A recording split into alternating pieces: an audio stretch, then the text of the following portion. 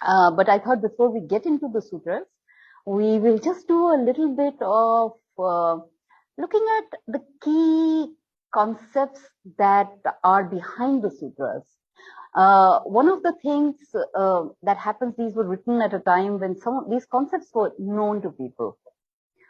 So he just put the, the most dense, he packed in the juice, really the juice in these. So what are these concepts? And because also these concepts are not familiar to most of you. So I'm going to just repeat them, and you'll see why this is called a sutras also, why they are the Yoga Sutras. Because they're a thread of knowledge. Sutras means, beads in a garland. So it's all threaded. So you'll see why they are all threaded. And so I'm going to take you on a little journey. Now you'll understand it, I think, a lot better than when I first spoke about these, because they were so fresh, and then I was telling you these bits separately. But I'm going to string them all now, and you will see how these last 6 sutras that we're going to do today complete the circle of Samadhi. So as you know, this is Samadhi Pada we are doing, and it is the goal, it is the destination. It is where every yogi does whatever the yogi does, whether you're doing your asanas, whether you're doing a pranayam, whether you're doing your studies, whether you do the 8 limbs of yoga, you're doing them all to reach this destination called Samadhi. So where do we begin? We begin with nothingness. So remember, I had used the word Purush, P-U-R-U-S-H.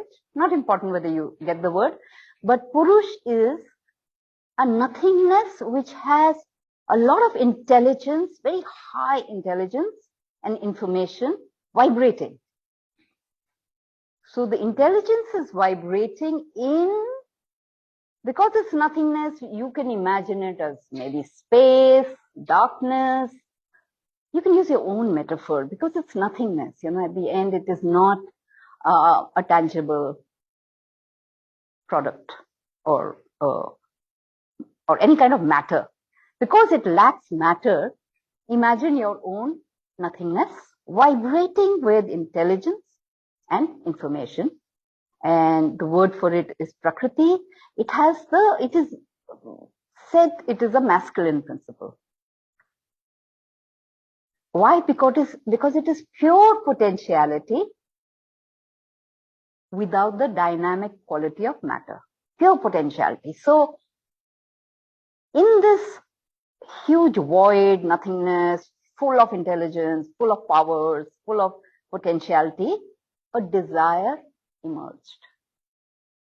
And the desire was to experience its own potentiality. So that is the first seed desire.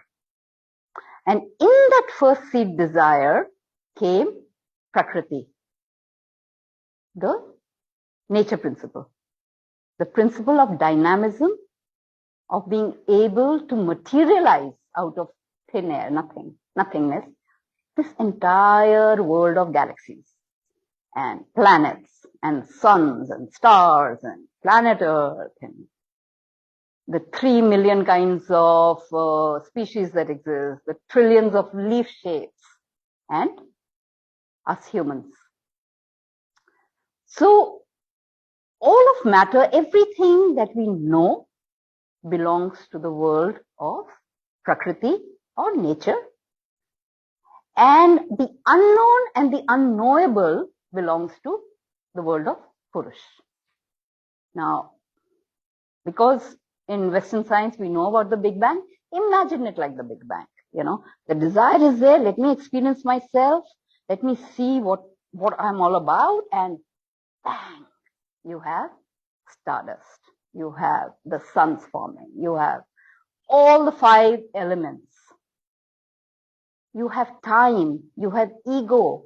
You have things like, if you remember the 3 principles I spoke about, sattva, rajas, tamas.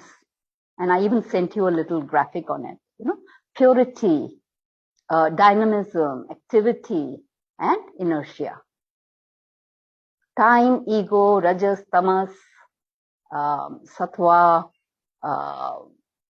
everything, and the 5 major elements, everything emerges in that instant of the desire. And then you have us here today, because time is born. You see, time is born in that moment, and here we are in time, in space. So that is one principle on which the yoga journey begins. The other a very important principle to remember is that consciousness is the least understood, studied part.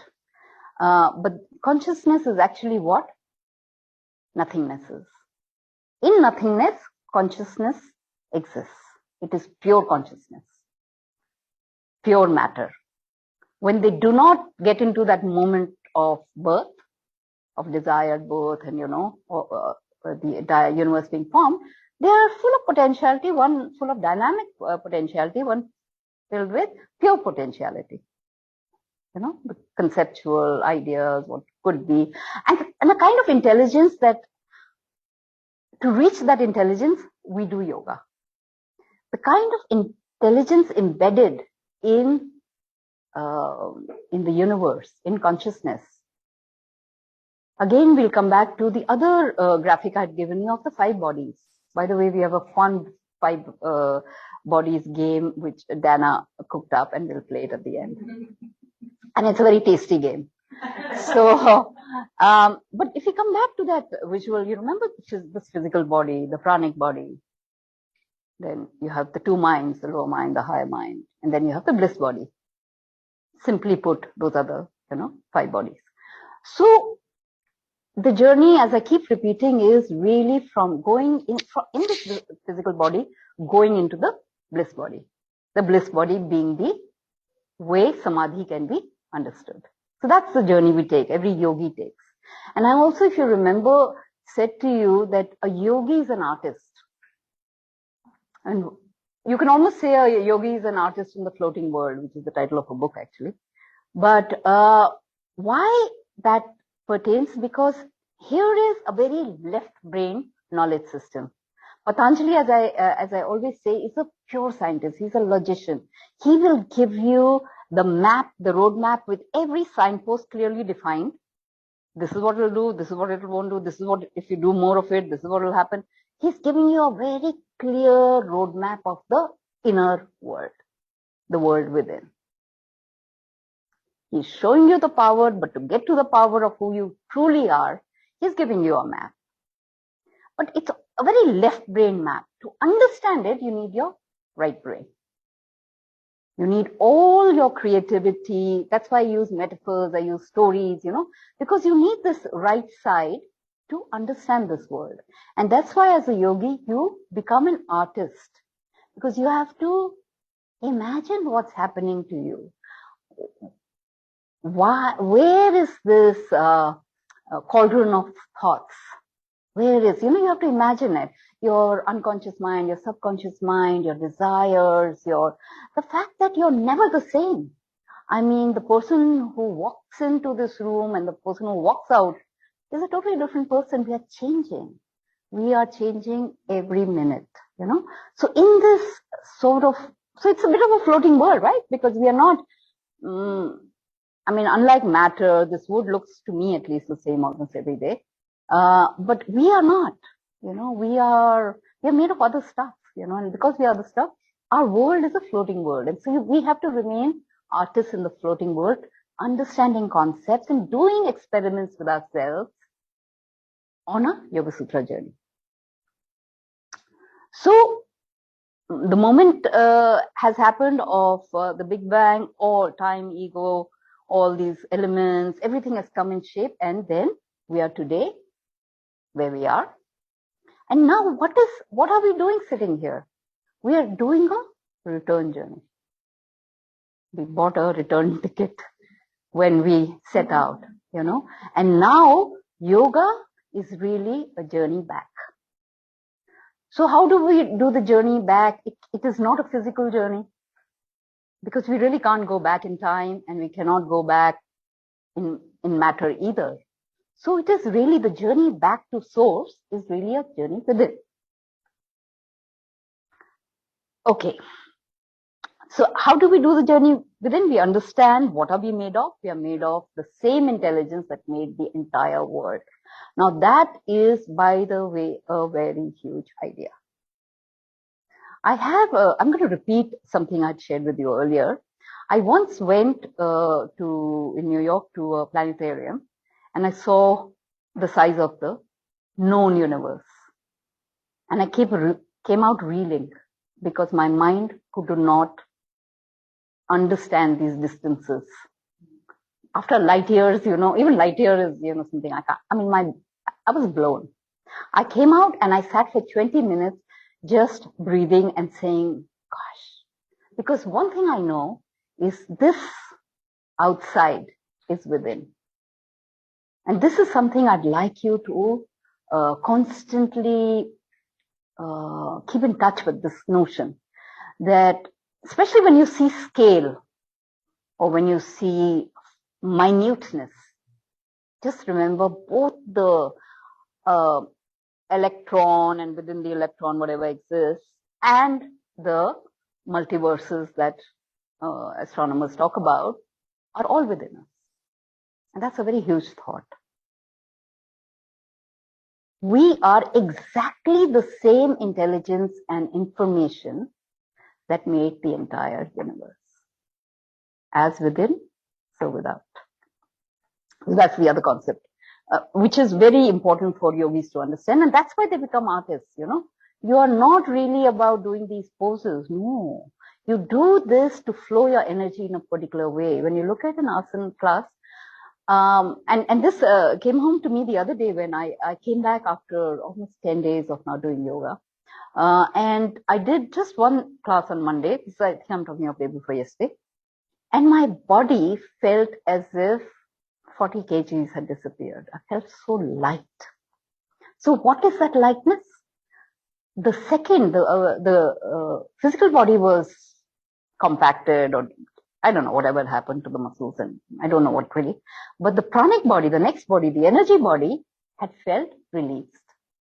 Just doing 75 minutes of yoga in this room, that body opened up. And because that body opened up, my mind, after that I had to go and do some work. I finished the work with so much intensity, There were some recordings I had to do, whatever I had to do. So the next layer also got affected. So as we do so I'm just giving an example of yoga, but the asana, but it could even be the food. It could even be the company you keep. It could even be a book you read, or documentary you see, whatever. Something can shift you from this body into the other planes and make you go higher. And this Yoga Sutra of Patanjali is the path of knowledge. So he's showing you the knowledge path to which you can add all your artistry. As a yogi, you're an artist because this is just going to give you your left brain an understanding. We have to work with both our brains. If we are just right-brained, we are a mess. And if we are just left-brained, we are a mess. We have to work with these two together. So this is your left-brain scientist. He's a mathematician. Because really, when you begin to understand him, you really see that how he understands the science, the logic of everything. But to that, you have to add your right brain and thus take those steps forward. So that's the other one. The other concepts we need to be familiar also with is that at every moment of our lives, the three basic elements, not elements, but they are attributes, sattva, tamas, and rajas, they are interplaying. And just to remind you of the interplay, we could use any example. If you are feeling light, joyous, positive, and if you have a skip in your step and you feel like dancing, sattva is pretty much, dominant. If you want to go out and create things in the world, make money, or do war, or do, whatever. If you want to go out and be active in the world and have something that you want to get back from the world. If you're mining, if you're going to work, if you're cooking, if you're raising families, all of this, your rajas is high. The second element, the dynamic element is high. And when you sleep, when you feel low, when you don't want to move, when you're depressed, various stages of tamas. But there's always an interplay. You need all of them. You cannot just be sattva, and you cannot just be rajas, and you just can't be tamas. So always there is a weaving, of three kinds of attributes in life. So these are the main big principles. In this, what Patanjali brought in the Samadhipada, which is our destination, he said, the very first thing that he says, that's your second sutra, and it is the one you may as well just, put it right on top, because it is actually what all the 4 books are about. It says that the mind is a whirlpool of thoughts, emotions, feelings, activities. That's why he uses the word vritti, because vritti is any kind of activity, any kind of sensation. All the senses we feel, if we feel cold, we feel, all these are, they can't be called thoughts, but they're feelings or sensations. So each of these creates a really big pool of activity in the mind. So he says in Sutra 2, yoga is the stopping, cessation of the activities of the mind. This is very important to know. This next one is also very important to know. That if you watch these activities of the mind, you will realize that there are so many and, so much is happening.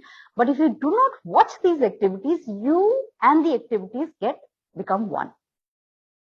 You're immersed. So you are your thoughts, you are your feelings, you are your sensations. And I will again repeat, though I think this is the 3rd time I'm doing it, but I'm shamelessly going to repeat that, remember the 2-bird analogy? It comes from one of the Upanishads. So there is a tree, and on this tree, there are 2 birds. One bird is eating the fruits of the tree, and the other bird is watching the bird eat the fruits of the tree. So that is the witnessing self. There is one bird, you are that one bird, looking at your mind full of activities, eating the fruits of the tree. This is a metaphor analogy, I don't know which one. But anyway, so this is another big concept, and he, right at the outset of this, and it is a summation of everything. So now, obviously he didn't leave it there, because he said this is what yoga is. Yoga is the cessation of mental activities. But what do we do next? So then he goes on, he tells you the different kinds of vrittis there are, and then he tells you how you have this boat with 2 oars. Anybody remembers what the 2 oars are? Yeah, dispassion and practice and dispassion.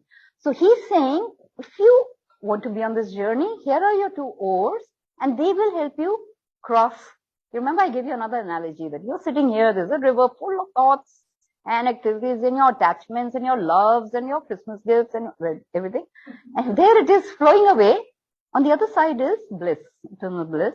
And you're in this boat, practice what he's going to tell you next, and learn dispassion. Because with dispassion would come the 2 birds. You first need to be able to watch your own mind. And you will begin to see what all are your hooks, what all keep you, Suppose right now you had an opportunity to go to Mars. Elon Musk has just, given a free ticket to Mars. Would you be able to take that ticket?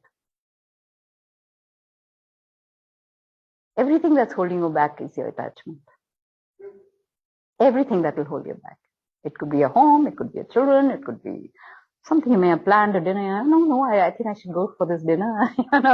So it's a silly example, but it's to tell you that we are very attached. We have big hooks into the world. So dispassion is needed if you want to unhook. You want to take all the hooks. There's nothing wrong with all the hooks. Nothing wrong. So I think in yoga, there is no sense of right and wrong. Everything is valid. Even in Tantra, which the chakra, all those who came for chakra class, even in Tantra, everything is valid.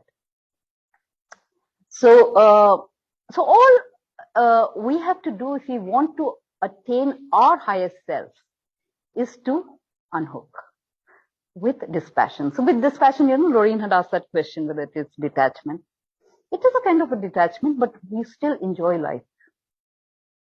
So it is not the kind of ascetic detachment where, if you see something you really desire, you get all upset and, why? No. It is you're able to see what you love, really love what you love, but not want it.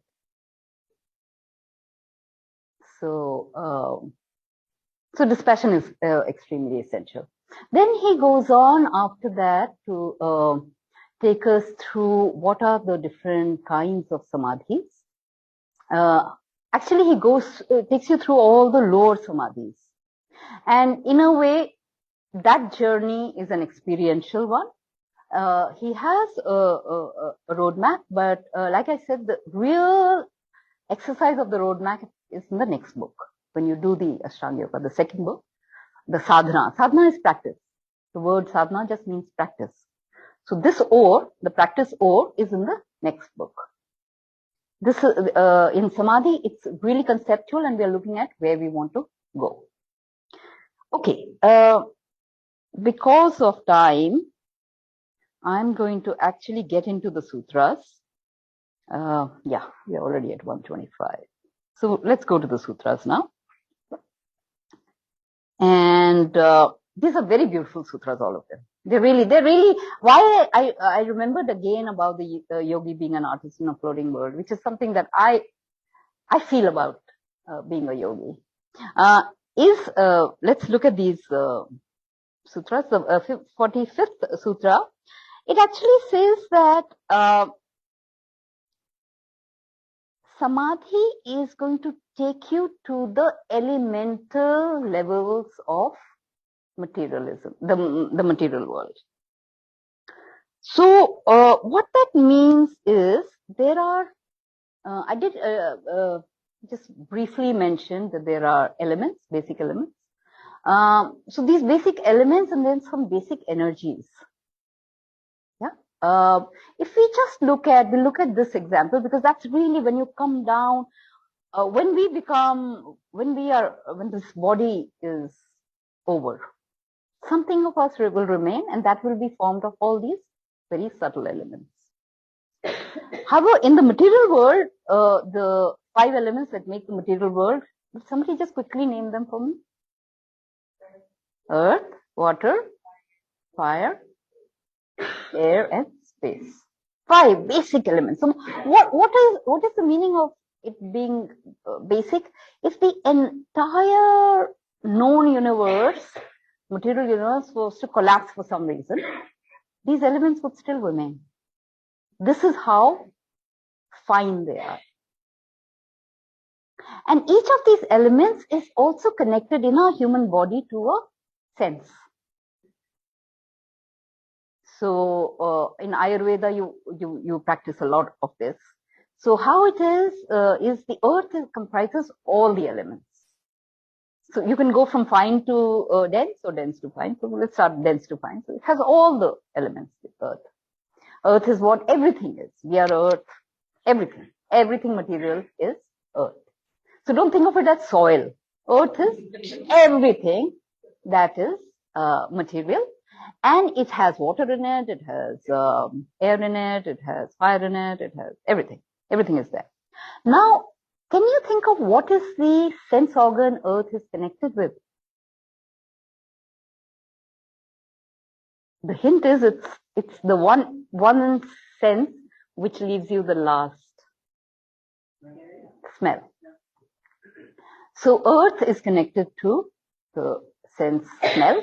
So which means now when we are talking about smell and when we are talking about the earth, we have brought down the elements to the most basic form. They're just like energies. Okay, next we go to water. What do you think water is connected to? What is the taste? Yeah, wonderful. Yeah. So without water, you wouldn't be able to taste anything, by the way. You need, that's why you have saliva in the mouth, you know. And okay. So the next element is fire. What is that connected to?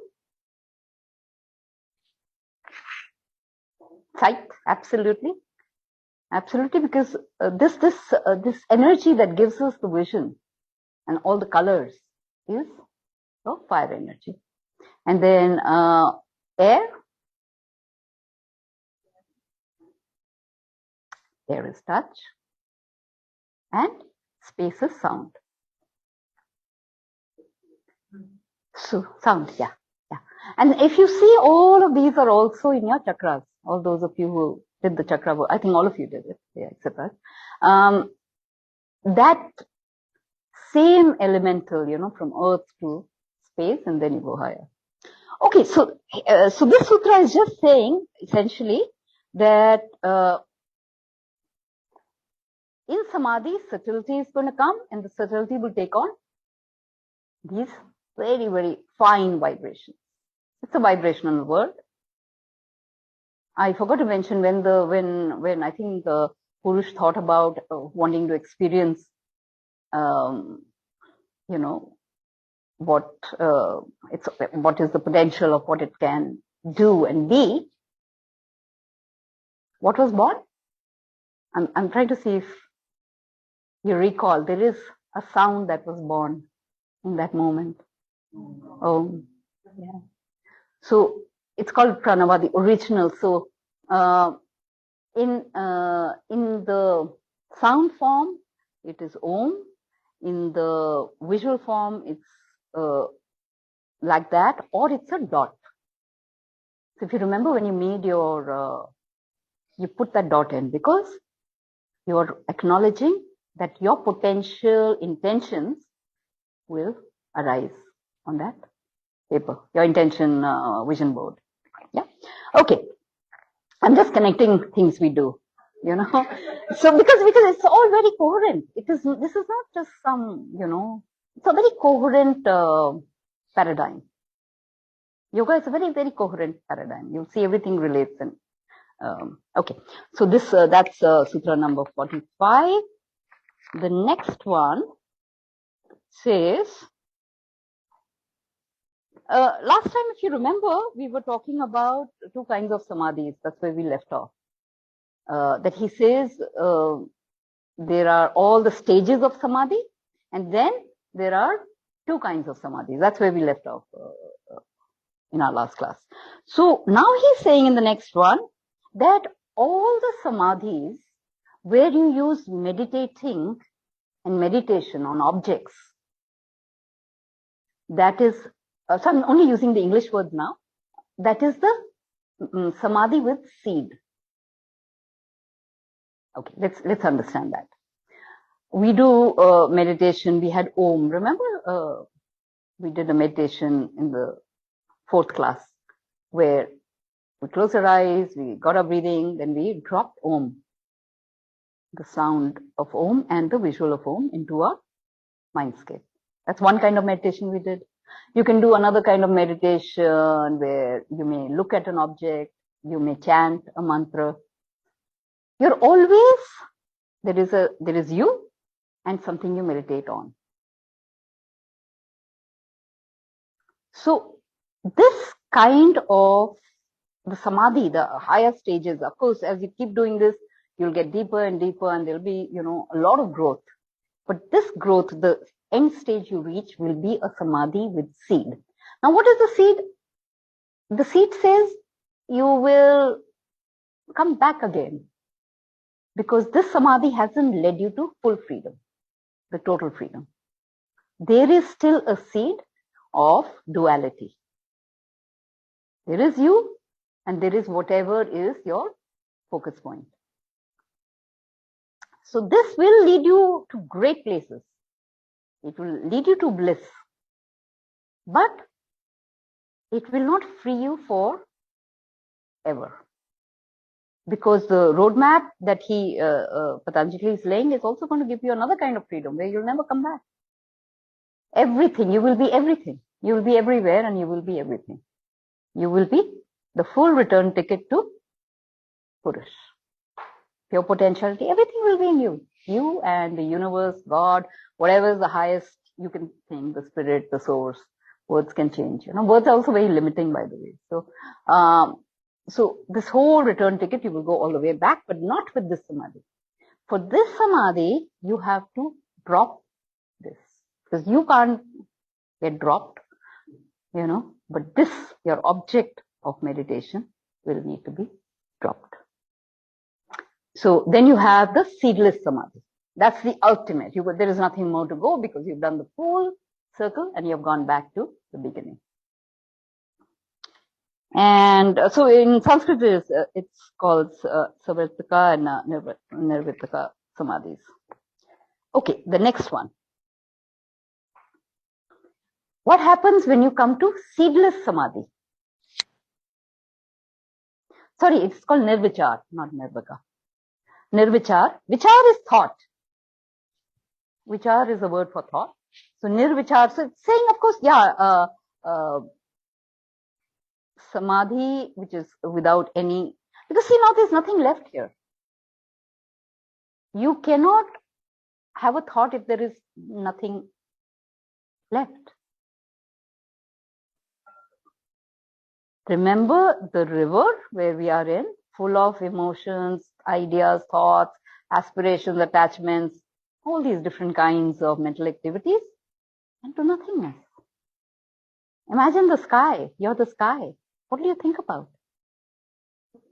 You're the sky. Because what has happened? Thought is gone, ego is gone. Ego does most of the work, by the way. Ego is gone, time is gone. And all those sattvas, rajas, tamas have gone, the various attributes. So what are you left with? You're left with nothing. So what happens then? He says spiritual insight is purified, because you'll become so pure that you are the elements themselves. Your space, fire, earth itself at its very, very subtle level. That's what you are. And then the next one is 48 is really beautiful. There's a very beautiful word in it called Ritambara. And it refers to closest to truth, but truth not as real. We say this is true because it's real, and it's. But you have these eternal truths also. Love is the answer, or those kind of truths. But this Ritambara is even beyond all the conceptual truths that we know. It's in other schools of philosophy, Indian philosophy, we have the goal is not called samadhi, it's called a state called Sat Chit Ananda. Sat is truth, Chit is consciousness, Ananda is bliss. So that is the way they sort of define. And the truth in that definition is Ritambara. So he says that in this state, the knowledge gained bears the supreme truth. So now, when you are in seedless samadhi, I remember I started by saying there is a kind of intelligence and a kind of information vibrating. That you become that. That is who you are. So, these petty truths don't matter. It's really who we are is unbelievable. I want you to sort of contemplate this today, who you really are. I mean, you're not only just the known universe, you're the unknown universe, the unknowable universe. You're everything. And here we are, like, I mean, now, if you have that vision, we are sleepwalking, right? We are just, if you look at our own lives right now, so unaware of who we are. We just think, we got to work hard, then we'll get some, we have a right to earn money, and then, that's who we think. But then, there are, and I think the next two sutras are even more beautiful. So, this one, sorry, I forgot to mention something in an earlier sutra, which was, I didn't look at my notes. Okay. When he was saying that when you achieve seedless samadhi, what is that experience? I was saying, yeah, it's the subtlest elements. But I wanted to tell you, because we need visual stories, at least I do, to understand things. So Buddha, when he attained enlightenment, he was sitting under a tree, in a place in northern India. And so he was sitting there, he was about 40 years old, I think. And it was also his birthday, by the way. I think his birthday, his day of his death, and the day of his samadhi is the same day. It's really interesting, yeah. So what happened? So he had followers, they were sitting there, and they used to sit, I assume, in meditation with him. And when he attained enlightenment, unusual birds arrived at the tree. They sang unusual songs, and the tree, which was not even in bloom, flowers showered from it. So this has been written by people who were, I guess, but the most unusual things happened. There was a certain light in the sky. And so what is all this happening? This is like now magical, sounding magical. But this is when you are in seedless samadhi, grace, the name of the studio, grace enters. And grace shows itself in these ways. So I wanted to share this Buddha story. And the other story I wanted to share also with him, with Buddha, because when he was dying, Ananda, who was his right-hand man, took care of his body, took care of all his needs. So now he's 80 and he's dying. And he said, Master, now you're going, and here we haven't even got enlightened, we haven't got into some stages of samadhi, and you're going, what will become of us? So he said, now you will, because they used to meditate on him sitting there. He says, now you will meditate on my absence. Because absence also is as beautiful as the flowering of the, in the absence also, there is a certain perfume, let's say. There is a perfume to the absence. So I thought these were two lovely stories to explain seedless samadhi. Okay, so now we are at 49. Yes, we have time. We are doing very well on time today. Now he says in 49, the principal idea is around two words, knowledge and knowing. So just for a second, see what these two words, what energy they give you. How is knowing different from knowledge? The knowing, because the word also can mean different things to different people. I mean the knowing where you know without really having a good reason to know, or a good left brain logical. Sometimes you just know, intuition sometimes, so that's a kind of knowing. There's another kind of knowing that says, maybe this is a path to take, and it may not, your left brain may not agree, but you have this feeling that this is the path. So what Patanjali is here telling us is, all knowledge is indirect because it comes from somewhere. There's either a book, I'm using Patanjali's book. The knowledge may be something you've heard, or it's a tradition, or It's something you experimented and figure out, So all knowledge is indirect. It's not your own knowing. So what will happen is when you go through stages of samadhi, in one samadhi, you will still be using knowledge. The world will still be there. The world, its laws, its sciences, they'll all still be there. And then there is one knowing where that will drop, but the knowing will be there. All you will be left with is knowing. I told you it's very poetic also. Things that happen in these sutras are different from those. Remember the earlier one? Because here he's closing the idea around samadhi. And he's inviting you to know that there's learning, which is indirect, but there's also a knowing, which is direct. Sometimes you walk into a room and you just know this is the person. Yeah, I like, this person and I are going to get along. I can trust this person. That's the knowing. Where is it coming from? Because there's no logic. Your left brain will say, you've never heard of this person. He's a total stranger. How are you trusting a stranger? That knowing. So those are smaller experiences, but you'll become all knowing when you have Siddhist Samadhi. Then, the 50th. So 50th is also very beautiful because what he's saying is, you will still be there in Siddhist Samadhi. Buddha was there for 40 years after Siddhist Samadhi. He lived, taught, he did, he did all the normal things. He walked, he coached, he trained, he meditated, he ate.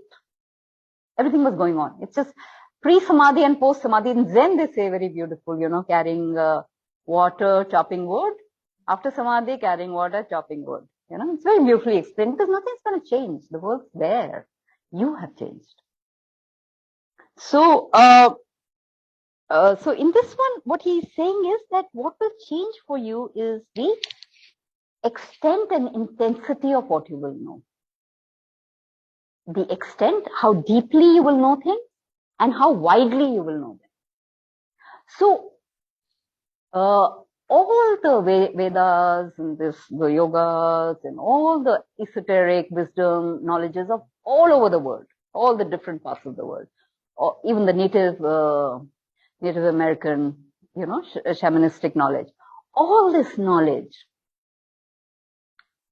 comes when your consciousness has risen. And it rises to a point where you can see electrons behaving in a certain way, and you can see, how did quantum physics get into Vedanta? It's very clearly everything quantum physics is there in Vedanta. There is Vedic mathematics which has solved all the mathematical issues. Where is this knowledge coming from? Remember, let's go back to Purush. Created billions of galaxies. So there is a intelligence at work there. That intelligence is available to you. So obviously you can see chakras and you can, see. So he's saying the breadth and the width of your knowledge will be extreme. That's the 50th one. And I'll just give you a very small example of something I experienced. It's a very, very, very small example. But there was this workshop by a Japanese meditation master who had come from Kyoto or somewhere.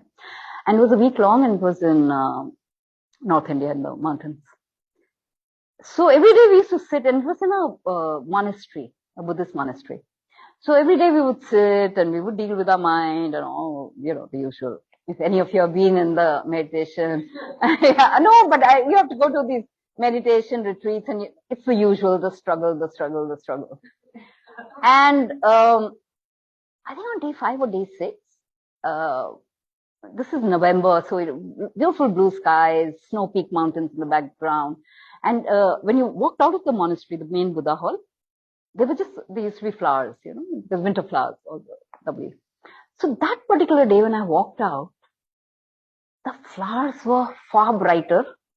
I literally said, what's happened? And I was rubbing my eyes. I thought, maybe I'm having some vision issue, because literally everything was more orange, more, it was like something had happened. And when I was 18, 19, I read about Aldous Huxley. He wrote a book, on his LSD experience.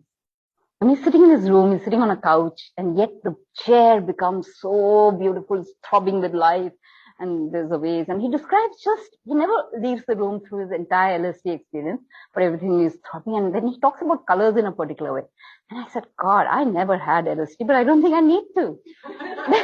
Because look what's happening to the world. It didn't last very long.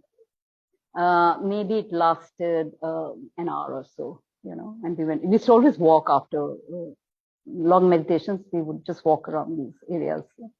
So it just lasted during that walk. But it reminded when he talks about expansion of both in width and depth of knowledge, I remember this little incident that had happened to me because, it was okay, struggling with meditation. It does happen. Something does happen. It may not last, but every moment spent in meditation has rewards. It may be all kinds of rewards, but this is a visual reward, and therefore I can share it with you. And I told the meditation master, and he said, you're getting somewhere. You're getting somewhere. Yes. And okay, so that is, and now we come to the very last one. Did that just happen at one time? Yeah, it just happened at one time. Yeah. I've done some, there've been periods of my life when I've done some more meditation, other things have happened, but not in this retreat. This was a visual one. And it was a really like, it was suddenly as if your lens had been cleaned up, your eye lens, that somebody had run a nice cleaner through it, and, a sparkly world. but then the same world came back. Yeah. Okay, so last one, and this again so beautiful, and again very Zen-like. He's saying that in the end you will totally release control when you reach these states of samadhi. You will not need to have control, and everything will happen. So, there is this whole, again, it's very Zen because they say that, I got that line. Yeah. So the line is, chopping wood, carrying water, sitting silently, the spring comes and the grass grows by itself. So you just release control. You do nothing. After seedless samadhi, you don't have to do anything. Everything will happen. Why? Because remember, you're back to that stage where pure potentiality said, I want to experience, and was able to create this magnificently huge, complex, beautiful world. So you become that. So you don't have to do anything anymore. You want a milk, it'll arrive. Right? Then and there it'll arrive. And seriously, I mean it. After seedless samadhi, the thing is, you'll want nothing. But were you to have a desire, there would be instant manifestation of that desire. Because you're exactly in the same energy as where you began, where the source began. Purush, void, full of intelligence, full of information, full of this potential. You're there. So you can create a world, you can create it. And you can see people who create things. I'll give you an example, and you may not be familiar with this person, but he's a very good example of doing nothing and everything happens. And you can look him up, though he's not, I don't think he claims seedless samadhi at all, but just as an example of how you can just have everything manifest. So his name is Sadhguru, and he's a meditator. He claims to have got enlightened doing nothing. I mean, he was sitting on a rock. But look at what he has manifested. Because I've been sort of following him for the last 22, not following him in that sense, just watching what he says and does. And in these 20 years, out of nowhere and nothing, he has built one of the most elaborate ashrams with like, very high-tech stuff, He's built things that were unbuildable.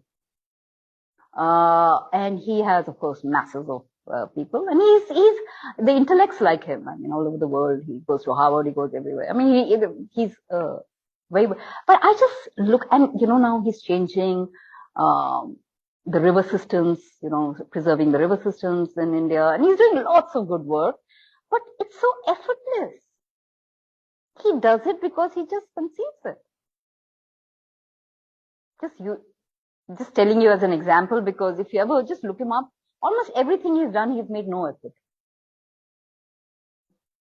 He is able to manifest. His name is Sadguru. Sadguru. Sad means eternal. Guru is teacher, remover of darkness. Yeah, he's everywhere. I mean, you just have to punch him.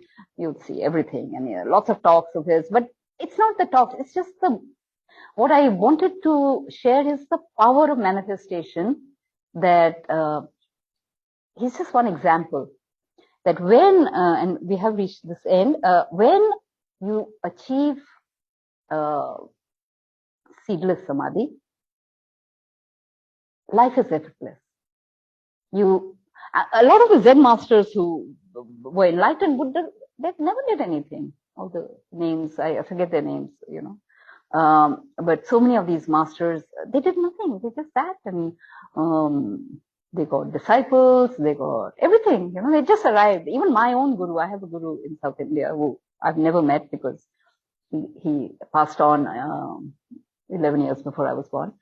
But he's also seedless, definitely somebody who had seedless samadhi. Because here he was, his name is Raman Maharishi. Here he was, unknown, sitting in a place. This place is the fire center of the world. I mean, it's where the fire element is very strong, Arunachala. The place is called Tiruvannamalai. But there he is sitting, meditating from the age of 16, not speaking to anybody. The whole world came to him. They were writers, philosophers coming from the West. They just felt drawn. We have to go to India. We have to go to India. They'd show up in India in the 30s, 40s, and somehow they would find him. He had a mega following and he never said a word.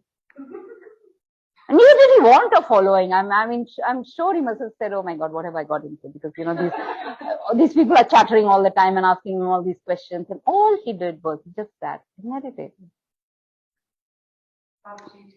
Babaji too. Yes.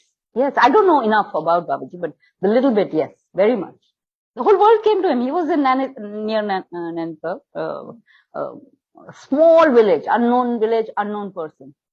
And Westerners came and said, come to us, will help us build an ashram. They would show him places, and then he selected the Banhondama as one of the places. I mean, yeah, these are the things that happened with seedless samadhi. Imagine he was, I think, illiterate, his education was minimal.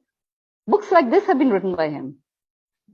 This is like PhD stuff, So that is the power of seedless samadhi. That was knowing. That is, it's instant knowing. I mean, it comes to you directly. You don't need a teacher, you don't need intervention, because actually what is happening, and this is again my way to understand, that your consciousness rises to a level where you don't need a teacher. The channel has opened, the knowledge channel is open, the knowing channel is open. It's like, okay, one of my Vedanta teachers used to use this analogy, and I love it. And with that, I will end. That think of a crystal buried in a rock. And so you are digging and you come across this rock and it looks like, or a diamond or whatever, there's something that's buried. And it's got all this, it's got all this stuff that is not letting the light shine through. Yeah, if you see any original rock, it could even be amethyst or any of them. You see them, the exterior is just like an ordinary rock, and then people know that this one will have an amethyst, so they cut through, and then you have these beautiful things which I see as decorations, and you have the clear crystal inside. Similarly, like a diamond is the clear, it's when you polish it and you get all the sizing, the sides polished, and then it's a diamond, right? So he says, imagine that you are the crystal, but you know, what you are is the unchipped version, you know, the raw. We're all raw diamonds, raw crystals, use whichever analogy you like, you know. Yeah, and so all we have to do is chip now. We got to chip and make sure we reach the. So all these journeys are the chipping journey. Everything, every time you come for an asana class, you've done a chipping journey. Every time you've done a pranayam, chipping. You know, every time you've been good, kind, chipping. Every time you have, you know, Dana will be sharing, but I've just created a summary and a little bit of how to live the sutras.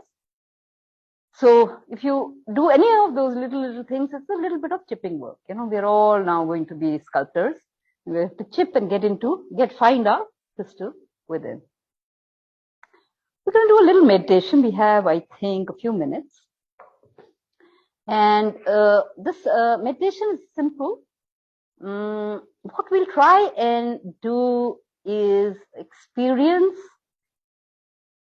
a little bit of mindfulness.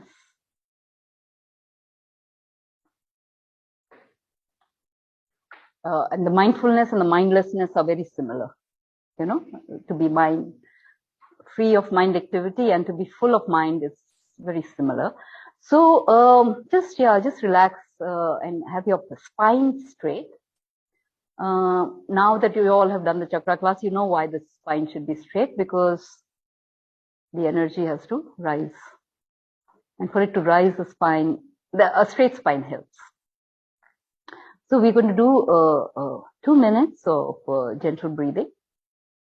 And then, as last time, we'll close our eyes and we will drop the image of Om and the sound of Om into our screen, mind screen.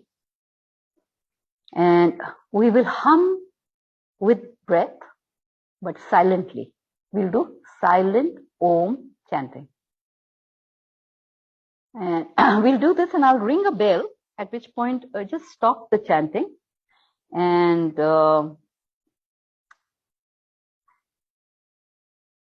then try and be in mindfulness and stroke mindlessness. Let's not even put a word. Let's see where we are. And we'll stay a good 3 minutes in that state. So gentle breathing, dropping visual Om and the sound of Om silently, and staying with it through breaths till the bell rings. Well, when the bell rings, just see what happens.